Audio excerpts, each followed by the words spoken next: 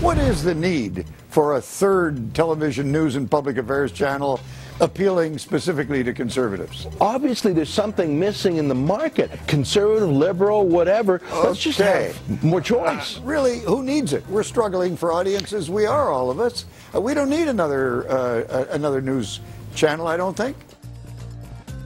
Craig Oliver from CTV saying, hey, I don't want any competition. Don't get in there. Look, we're going to be telling you some important information right now. You may have heard that we are asking for a change to our license so that we can continue to compete. Right now, Sun News is only available in 4 out of 10 homes. And as far as dial placement, we're all over the map. So we're asking for the CRTC to change our license and give us a fair shake like the other guys had for such a long time. A lot of people on the left don't want us to have that. But not everyone. Warren Kinsella is a frequent guest on this program. He is a daft liberal, but he supports us being on the air, right? I'm not speaking out of turn there, am I, Warren? No, you are not. And, okay. And I want to say off the top, I want to encourage everybody, like truly, so I've been part of this operation just as a freelancer. I'm not an employee since the start. And I have never been censored. I've been allowed to write whatever I want. I'm sure there's a lot of people here who disagree with what I think and have said so. But, you know, that would be me? Me, right here? But Sun News has, in all seriousness, been a good thing, in my opinion. One of the things that I've appreciated about this network, and I say this as a liberal lefty, is that unlike other news organizations that I won't name, it doesn't play games about its perspective. It is a conservative network. It's very open about that. It doesn't try to suggest and insult people's intelligence and say, you know, we don't have a bias. There is a conservative point of view here, and they're open about that, and I think that honesty is good. Well, and that's what does bother me about so many people in the competition is that and some of them are neutral, but there's a lot of people saying, oh, well, we're neutral and we don't have a point of view. But I mean, it oozes out of them. And that is the key word that you just used, is competition. You know, what is ridiculous? It's not just unfair, it's ridiculous. You know, so John Doyle at the Globe and Mail, who's a wonderful writer, he writes about TV, but his employer, the person who signs his check, is one of the principal competitors of this organization. So I don't think people are really getting a fair perspective or true perspective. And, you know, the things that the Sun is asking for is quite modest, you know, just moving further down the dial so it's easier to find. I mean, why should the Sun be way up past foreign language channels? We can show you a graphic here as you and I talk. We are literally all over the map, and you try and find where we are, and it's... You know, with the same cable company, you can be at different spots. Here's just a quick graphic. 96 hours of Canadian content. That's what we produce. 96 hours per week of original Canadian content. Oprah Winfrey Network, 4.5 hours. 57% of people, of Canadians, this is in an Abacus data poll, say that the media is dominated by just a few voices that all think alike. And you just said it. We don't think alike. I mean, you and I will have arguments. At times it's been heated. At times we've come to an agreement and shown that people from different points of view can get along. But that is missing in much of the Canadian media landscape today. And if we go by the wayside, then that will be gone completely, I think, from Canadian television news. By the way, that one's important. 8 in 10 Canadians surveyed by Abacus Data say that all Canadians should have access to every Canadian news channel. And right now they don't. We're in 4 out of 10 homes.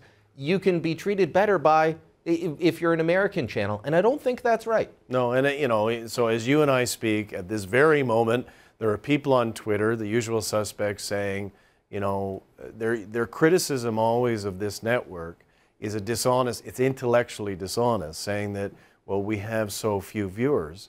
Well, no kidding. I mean, we have fewer viewers because we're up in the nosebleed section in terms of people's dial and where we are in the channel, and also because we don't receive the kind of support from taxpayers or others that some of our competitors have gotten. So that's not fair either. And to me, and I say again, as a liberal, as somebody on the left who disagrees with pretty much everything said by some of my colleagues and friends here, that, you know, what the Sun's asking for ain't a lot. It's just a few pennies, different position on the dial, and that's a good thing. You know, if you believe in freedom of speech, and all of us supposedly do, then that's a good thing. Here's what I'm picking up on. Part of what you're saying is that you and I will disagree, and you'll say one thing, I'll say another, we'll disagree. But Walter Lippmann, great American writer, I believe an American, said that, look, you're never going to get a free press where the truth comes from only just one source. You're not going to get the whole truth from one source. You need multiple sources out there. And by looking at a variety of sources, you'll get the whole story. Because every single one of us has our point of view. And sometimes it's even just driven by the fact that I live in Ottawa. I'm in Eastern Ontario. I've never been a Toronto guy. Lived there for a little while. But someone in downtown Toronto reporting on the news might have a different take on it. And I think that what we've done is at times we've forced other news outlets to go, hey, you know what? These guys keep talking about this. That's a story. And I could point to the backdoor gun registry. I know you agree with the gun registry, but when the feds got rid of it, the OPP firearms officer said, well, I'm going to keep my own, going against the law. We talked about that story when nobody else was. And after a couple days, CBC jumped in and said, yeah, this is an interesting story. Let's talk about it. And there's been a whole number of instances like that. And again, you know, it is part of the dismissive attitude towards this network. But we have we're the biggest newspaper chain in the country. And we do have a reach, and people do pay attention. I can tell you every time I appear, as I'm doing right now, I'll get emails from people who agree with me or disagree or whatever. But that's good. You know, that's positive. Some think I'm a jerk and some don't. And so whatever, you know, that's what it's all about. And, you know, the broadcast airwaves belong to the public. They do not belong to CTV or Global or private interests of the CBC. They belong to everybody. And so because of that, they should reflect the views of everybody, from the right to the left, and, you know, moving forward and so on. And there's nothing wrong with that. That's a good thing, and that's what I support as a liberal. As somebody on the left, this network is something that we need to keep around and see succeed. Well, it'll keep you guys honest when you get in power as well, and vice versa. It's all good. Warren, thanks for joining us today, and thanks for being on our side. I want to tell the viewers where they can go now, all right? So pay attention. CanadianTVFirst.ca. You can go to that website. You can sign our petition. You'll be sending this little postcard onto the CRTC. Make sure you share these things on Facebook. Make sure you share them on Twitter. Send them by email. Call your friends and say to them, if you want this, if you value the voices you hear, help us get that message across to the CRTC. Stick around. More to come.